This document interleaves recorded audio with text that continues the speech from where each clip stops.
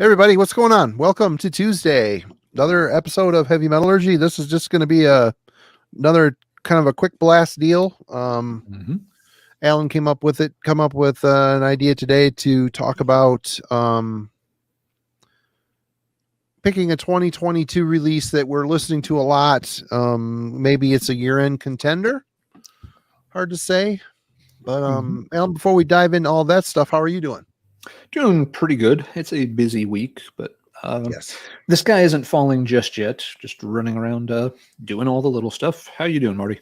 doing good. Hey, I do want to say, everybody, that today was the release date for the Panopticon Collapse and the Chaos Moon Linger into Echoes reissues. And when Austin picked the release date, I figured it was a typical Friday. Well, it's not. It's Tuesday. So I released the albums on Bandcamp to go along with the release date. The Collapse record just arrived today. So, yeah, I'm going to start packaging this week. They're not all going to get done this week. It's past the release date, but it's the way it goes. It's the way it goes. I'll get them fired out to you all as quickly as possible. And for anybody that wants to order those albums, I should have brought some down and shown them, but I forgot to do so. Head on over to the Bindroom shop, shop.bindroomrecordings.com, and throw your hat in the ring for one for sure. We got some other cool stuff as well available. Yeah, both look like very, very cool releases. They're also, the links are up on Bandcamp if you want to consume them digitally instead of in a hard copy. Marty's got the links up and running over there as well. So no excuses. You can get it very, very easily in different formats, whatever suits your fancy. Right on. And bear with me. I'm one guy doing all this, so I can only package so fast and print the shirts, and we'll get it out to you. It's just going to take me a minute. But you're all pretty much patient, and I really appreciate that. Thank you so much. But today, our burrito? Where's our burrito? You knew it was coming. You knew it. I knew it was there. I could hear it in the back of my head. It's like a call and response. My echo in my head sounded out. It haunts you in your sleep. It does. Where's my burrito? Why are you sleeping? Where's my burrito? No, really. You could be packing burritos instead of sleeping. I could be, yeah. Yeah. Sleeps for the week. That's why I'm drinking this at 9 o'clock at night. Oh no! Good luck going to bed. You have a lot to do tonight before bed. I can see through time. But anyway, hey, Frank just joined us too. Yeah, everybody. Hey, Francisco. Hey, Frank. Tim, of course, always the first. Celtic Frosty. Celtic, you got to get here before Tim one night just to mess with Tim a little bit. Log in at 6 and wait patiently. Sit here for 3 hours waiting patiently. Just so that if I don't have the link up, just keep refreshing the page. Just hit the button every 34 minutes so the island doesn't blow up, and then Tim will be second, and the new world order will be established. I prefer green bean casserole as well, Tim. I'm glad somebody has not forgotten the green bean casserole debacle. I knew that was one. Knew that one wasn't completely dead and buried. Hey, Evan, good to see you too. Hey, Teddy, Tommy, how's it going? Good deal. Good deal. Well, anyway, right, let's talk about. Yeah, why don't you start since you're the one that fired this off? If we hold up the same record, it's going to be pretty hilarious. I'm going to show 2, and then I'm going to dive into my real answer. But basically, I've got 2 honorable mentions, and then I only picked 1. Well, I understood the homework. You added extra credit. Yeah, I wanted to. I did want to mention a couple others. One, and I didn't pick this one just because we have talked about it in depth quite a bit, including having a full Friday night episode with Aaron and not too long ago. Bastard. Again, just a quick. You can do the deep dive. I'm just mentioning passing. The new Nachachuan album. Kanawa Black is really excellent. Fans of the band will not be disappointed. It's gotten really excellent reviews from Bandcamp, different online sites. Really fantastic album. I've played it many, many times. Like it a lot. Another one that I want to shout out is early, since we're kind of thinking early contenders for album of the year kind of thing. This one I have not played enough to say, but I have found it really interesting so far. I just got it last week, but it's the new Blut aus Nord Hopefully I'm pronouncing that somewhat close to correct. It has a weird title I'm not even used to yet. Let's see. Tired Old Red Bull Eyes is called Disharmonium, The Undreamable Abysses. Really cool cover art. It is very cool. Yep. It's as you might start to suspect as you read the quotes and look at the artwork, it is all Lovecraftian inspired, which, has been done a few times at this point, but this band usually has, pretty cool and original takes on things. I'm liking it so far, but yeah, I don't know it well enough to, really go deep on it right now. So we'll see how it holds up. So the one I'm actually going to talk about tonight is one I've been playing a lot for the past couple of weeks. It just came out at the beginning of the month, but it's already got a ton of plays. It is the new album, The Testament by Seventh Wonder. So Seventh Wonder is a Swedish, they're a power metal band, but they're at the progressive end of the power metal spectrum, if you're not familiar with them. Just imagine if Dream Theater spent more time writing good, memorable, catchy songs and less time noodling around, and you pretty much got Seventh Wonder. So, quick background on the band. Let's see. They made their first album with the original lineup was not bad. The vocalist was a little lacking. Some people like the album, but overall it wasn't really billed as their best.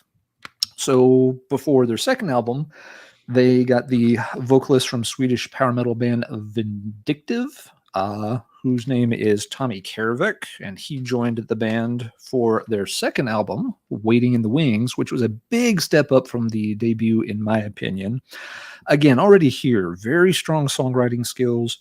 They're good at showing off their musical chops, but without making it all about the technicality. The musicianship is definitely there for fans of, Dream Theater, folks that really want to geek out over the prog vibes. You can do that.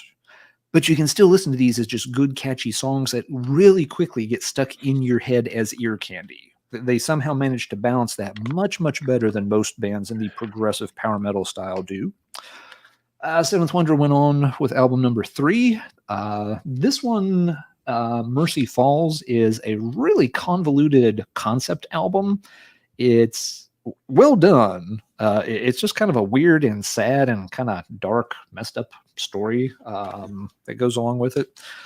They got to play the Prague Power Festival a couple of times around that point. Then they came out with what many fans consider their strongest to date, which is called The Great Escape, kind of recognizable for the big spider thing on the front. Excellent set of songs, very catchy, did a lot to sort of get the band up to the next level. And at that point, the vocalist was not stolen, but borrowed by Camelot for this album because Roy Khan had left Camelot. And so Kervik started doing double duty vocals for both bands. Camelot ate up a lot of time. Seventh Wonder got put a little bit on the back burner for a few years. Then around 2018, they released Tiara, which is another concept album.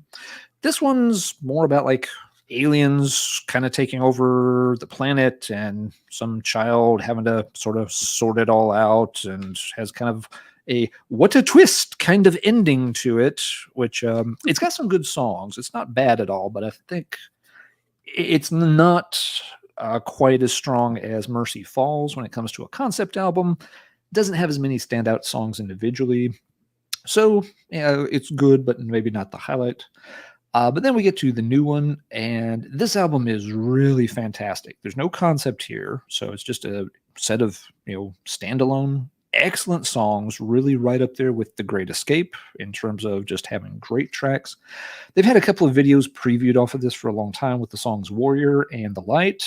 The Light is just one of those insanely catchy songs, and it's one of those that has the kind of happy, positive, uplifting side. Look, if you're somebody who only wants your music, true, cult, dark, extreme, and you never want to feel good while listening to a tune, this isn't going to be for you. But yes, if you don't mind smiling every now and then while listening to your heavy metal, this band has got it in spades. The album does lose a little steam in the middle. There's an instrumental, which, whatever. And the track after it is a little slow and by slow, I mean boring. But after that, they bounce back with several other really good ones. It closes with kind of a semi-acoustic, really pretty song. And that is a thing, if you're not on, this isn't pretty in the sense of like Nightwish or those bands. It doesn't have that real overly frilly operatic style about it at all. But, it's still, can be very pretty sounding. Karavic's vocals are perfect for that. The band's good at writing those kind of songs. The album starts really strong, ends really strong. Yeah, it just, loses a little bit there in the middle. But excellent album from a band that's very, very good in this style, gets a little bit overlooked, and shouldn't. So that is my early pick for album of the year candidates. Right now, it would probably be Seventh Wonder, but those the Nachachwan could definitely take that title, and the Blut aus Nord, we will see. It's an interesting listen. It's definitely the kind of thing you got to sit and digest it for a while, though, before you can figure out, is this something I'm going to listen to a lot? Am I going to go really deep on this? Or is it just kind of cool background music? And maybe it's only going to come out every once in a while when I'm in that very particular mood. Don't know. I guess we'll find out in the second half of 2022. Okay. Deep breath. Good to see so many people in the chat tonight and just tearing it up. And I think Tim mentioned the new Saxon. I've listened to that album once and it sounded solid, but it seemed a bit long to me. But I really liked was it Thunderhead or Thunderbolt, or wasn't it the last album I really liked? I think. Yeah. Yeah. And the 3 that came before that I really enjoyed too. So I'll definitely get it and give it a shot. But my son got me the new Iron Maiden for Father's Day, which I thought was real sweet of him to try. That was nice. He has no clue what I've got, and he thought he nailed it, but I took it back. I went and got the new Creator. And I gotta say, I think I like it better than the last album. The last album was really good. It just struck me as like a melodic Swedish death metal attempt with a little bit of Creator stylings on it. This album, there's a lot of old school riffage on it, and with some new twists. I don't know. I'm 3/4 of the way through the album. It's really kind of sitting pretty well with me. I have not heard the new Destruction. A lot of people are really saying the new Destruction is really good. Haven't got there yet. It just seems really weird wrapping my head around Mike not being on that album. But my pick so far for my most listened to album of the year. Oh, before you jump, Marty, I was glad you talked about the new Creator. That album has been getting some really crapped on in some reviews. I don't know why. I think it's pretty good. Sort of more highly visible ones too. I've really been getting. You can tell the only reason they're not giving it the thumbs down is because it's got the name Creator on it. But you can tell they do. They're giving it the very lukewarm sort of thumb sideways because can I just listen to a different Creator album? Yeah. So that's interesting that you really dig it. I didn't hate it, and I mean, I kind of told myself when I picked. I mean, FYE, the racks are empty and there is just nothing. I mean, I had to dig, and then I'm like, oh, new Creator. I'll. In the vehicle, I'm like, before I put this on, I'm telling myself right now, if this is just half-assed, I'm probably done buying Creator records. There's still 1 or 2 I've missed of the later era. But I don't know, man. I don't hate it. I think it's a little bit of an improvement from the last album. I thought it was pretty good. Okay. I have not heard it, so I have no opinion at this point. I did not realize it was getting lambasted in the press. That's amazing. Yeah, Banger TV gave it a real lukewarm 2.5. Man, I'm sorry, people, but they're not the authority on stuff. No. I'm just saying. I mean, it is a review a lot of people will see. Yeah, it whether is. They are or not. But no, there's been a couple of others that I checked on, and it was. I'm drawing a blank on where else I saw it, but others were also kind of like, not. Folks. A lot of folks are not digging it, but it's good to hear some folks are also. Stefano here, he likes it. That's cool. It's decent. Banger blows, lambasted. I'm getting hungry. Yeah. Okay, well, I'm going to jump into my and Alan already kind of spilled the beans a little bit, but sorry. That's okay. And it's one of those things that everybody's gonna think, oh, he's completely biased, which I am completely biased. But man, this is probably one of my top 5 favorite records we ever put out. This thing is so good. It is so good. And for anybody that has not seen the record, we've got spot gloss on the cover. Looks very fancy. Spot gloss on the inside. Looks like a picture frame with the glass in it. And Alan showed the CD. Records turned out real sweet looking. But this record, Canal Black, it is 7 years in the making, even though they haven't been working on it solid for 7 years. They kind of, the last year or so, really went to town on it. But, lives got busy down there. Andrew's in 15 different bands, along with Iron Flame, Icarus Witch, Brimstone Coven, and, whatever other project he's doing at the time. And Aaron's been super busy as well. But these guys came together and made an album that is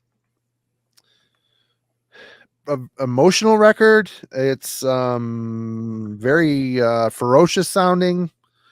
Across the Divide, the last song on the album, that song hits. I just want to listen to it 15 times and wish there was like another 40 minutes of music to go after. I wish this was a double album, to be completely honest. This thing is so good. They were on fire. And if you're not a fan of Nechachwan or you never heard the band, it's I guess you could lump it into the black metal sphere, kind of. A lot of focus on Native American history and stories, and Aaron considers himself a bit of an amateur historian, and he's a classically trained flamenco and classical guitar player. So there's elements of that, but the way he approaches writing, straight up black metal riffs, he really brings the classical and the flamenco and all the other training he's had into it, making the riffs very atypical, but so melodic and full of passion and power. And the riffs take me places that most standardized black metal riffs don't. I mean, you can usually predict where, typical black metal's going. Not this record, the riffs are very fresh, very passionate. It sounds like a very fresh album. And their last album, Heart of Akamon, it seems like every album they put out is like a big progression, and they're really going to a place that I can't wait to see where they arrive. You know what I mean? And that, for me, getting this album in digital file in my inbox when they were done with it, it was pretty mind-blowing experience. And it's really great to get it on vinyl and sit down and spin it and get absorbed by it all over again. This for me, and people haven't heard this band, give them a chance. Go to our Bandcamp page and stream the album for free. Check it out. And be ready for something a little bit different. These guys are doing some really good stuff, and I'm really, really super honored and proud to be, helping them get this stuff out. But yeah, that's for me. The new Nechachwan, Canal Black. Definitely, people, check it out. It's at the end of the year. If people aren't saluting it, I'm gonna flip a table or something, because it just doesn't seem quite right. Marty is just going to take the label and turn it into a Dungeon Synth cassette outlet. There will be no more atmospheric black metal if folks aren't into this one. Nope. Nickelback bootlegs. Adam Levine live. Right. Well, yeah, there you go. That's two and done. You want to drop some program notes or comment on? I haven't been, as I've been rambling, I haven't seen any of the chat. So yeah, that's okay. I'll do some coming attractions where you catch up. There's a lot of good titles being thrown around in the chat. A crazy number of folks chiming in tonight. Thank you, everybody, for joining us. It's always cool to see folks willing to jump on, even though these are sort of 30-minute or less sessions. It's really nice of y'all to take a few minutes and hang out with us. It's really cool. But yeah, while Marty checks out the comments and catches up, let's see. Tomorrow night, Wednesday, Jim cannot make it to the book club. He's got a concert to attend. And instead, Rick Contreras from the Dreadful Minutes will be joining Marty and I. and we'll be talking about the new Hypocrisy album. So another 2022 release will be getting the spotlight, and we'll see what everybody thinks of that when we all join tomorrow night at 9 o'clock. So if you'd like to join us and you want to preview the album, give Hypocrisy, it's called Worship. What? Worship. And it was like altar, worship, something. So yeah, Hypocrisy's Worship. You can give it a couple of spins online if you'd like. Hey, S&T Young, good to see you, man. Yeah, spin that a couple of times, and then you can follow along and tell us all the cool things that we missed when we were listening to the album. So that's for tomorrow night on Wednesday. Then on a Friday night for the big marathon session, we will be joined by Matt from the Dark Path, and we will finally be doing the official Halloween deep dive album rankings. So gonna be a whole lot of pumpkins. And we'll see how that all shakes out. It should be really fun. Matt's a very enthusiastic Halloween fan as well. I'm really into the band. Marty's heard of their 90s stuff. He doesn't want their 80s output. Yeah, did they start in the year 2000? Didn't they start in the 2000 there? They did for you, sir. They did for you. Yeah. You flushed them all away in favor of a scanner and a handful of magical beans. The scanner album, I can understand. The beans, I guess you needed them for your green bean casserole or some shit. But yeah, so that's gonna be a fun one with that'll be a fun one with Matt on Friday night. It's gonna be fun, and it's kind of nice to be able to go do a deep dive on a band that I don't really have to spend 2 weeks to prepare for. I mean, I'm so very familiar. I listen to Halloween probably daily. It's not a lie. I listen to a lot of Halloween. My kid likes it, and it's been Halloween, and he also really likes Glory Hammer. So there's been a lot of Glory Hammer going on right now. I don't have the heart to tell him what those guys kind of end up being, but good stuff. And anyway, yeah, it's kind of fun to be able to feel really comfortable, and I just need to sit down and figure out how the ranking's going to go. But Tim did mention something here. If I tell you the New Destruction sucks, we listen to it. It totally blows chunks. I like the last album, and I know you're kidding, and I've heard a lot of good things about the new one. It seems weird that Mike isn't there, but I'm sure it's going to sound like Destruction. I mean, it's gotten a lot of very favorable nods, it seems like. Anything else in here we need to... A few other programming notes, just if folks have missed them. There's been some really good content on other stations I wanted to highlight. Pat over at Ground Zero Salem kind of took a little bit of a hiatus from making videos for several weeks, but he put up a really nice one. It's been about a week and a half ago at this point, but he's got a nice hour-long kind of deep dive on early 90s thrash metal, that kind of weird period, right as grunge was coming up and thrash was kind of starting to fade. It's really, really well put together. A lot of editing to it. It came out really nice, and he touched on a lot of bands that were coming. They didn't necessarily become big, but they got their 15 minutes of fame. Maybe they had a video rotation in Headbangers Ball for a couple of months or something. So for me, it was a really cool video because a lot of those were things out when I was in high school. So I have a little bit of a soft spot for a lot of the albums that he mentioned. If you're looking to check something out, go check out Pat's video. And also Kellen over at Killing for Company just a day or two ago put out a response video of sorts, going back to the stream that Marty and I did with Melanie about a month or so ago. It was the Melanie Loves Thrash Metal, where we talked about thrash metal. And during that stream, we kind of got on a little bit of a tangent, but it was related to the topic, and apparently it really struck a chord with Kellen in this part of the discussion. And so he took that ball and he ran with it in a really interesting direction, kind of doing a very deep dive on this little side conversation that Melanie, Marty, and I had during that stream. And he also incorporates some footage from not only our stream, but also Pat's thrash metal video and one that Chromium Doxide did a while back as well. So again, it's a very nicely edited video, very interesting take on it from Kellen. I thought he did a nice, thoughtful job like he always does. So again, if you need more stuff to watch, hey, it's hot outside in a lot of parts of the country. If you want to stay inside where it's cool and you need something to watch to entertain yourself, check out Kellen's recent video too. It's really, really nice. I'm doing it tonight. I totally missed it. So yeah, I'll definitely check that out for sure. Absolutely. So I think that gives everybody a pretty good roundup of some cool stuff that they can check out on YouTube in the next several days, both new content and recent content. Yeah, one more thing to really bring up too. I see a lot of people in the comments and sometimes in the chat. They're happy when they catch it live, but you know, we shoot these live, of course, but we archive them. So I mean, if there's stuff you miss, there is hours and endless hours. What is it? We're up to almost 60 episodes of the Friday night stream. Plus, we've been adding the Tuesday and Wednesday streams, which haven't been getting as many hits. If you're not checking them out and you're bored, they're there for you guys to enjoy. You don't have to catch them live. You know, we understand people are busy and can't always make these things. So they're there for you guys to check out. Definitely please go sit and spend some time.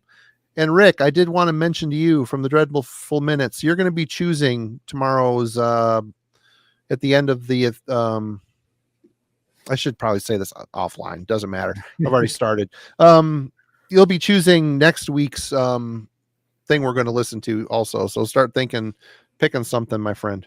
You get to pick the next book club entry, Rick. Yep. So make it a good one. And Stefan, I'm very, very sorry to hear that. You may need to get new friends. That's rough. Oh boy. I don't know what else to say. Take it easy. Sorry. Let the sound of your own wheels drive you crazy. Yeah. Well, okay, that's it. Oh, he did. Right. He already picked one. Cool. Yeah, because we're gonna probably need you the week after too. So get ready. Set aside time on your calendar, sir. Good deal. Anyway, thanks everybody for watching. A good turnout tonight. Alan, good to see you, my friend. We'll reconvene tomorrow night for the album club for sure. Absolutely. You can take it easy tomorrow, right? Nothing at all to do tomorrow. Just lay back and yeah, I don't think I have anything going on. Nah, not a thing. Just gonna relax, kick back, and a little me time. If Marty doesn't show up tomorrow night, we'll know that he's buried under a small mountain of cardboard mailers and Chaos Moon LPs, and we'll just have to soldier on. Rick and I will do our best to honor your memory. That's just the problem. I thought I had more cardboard mailers than I do, so I'm only going to go so far before I run out. So that'll be another day or so down the road before those come in. So where's my burrito? Where's my burrito? Anyway, everybody, thanks so much, and we will see you tomorrow night. Listen to the Hypocrisy Worship and get ready. Oh, and the new Voivod too. Someone just mentioned. How did we go through the whole show and didn't mention that? Oh my God, yeah, I forgot. Bad on you. Shame, Marty. Shame. I know. Terrible. Where's your Voivod burrito? I don't know if that made sense. I had to go get it. I had to go get my own. No one sent it to me. Anyway, see y'all later. Everybody take care.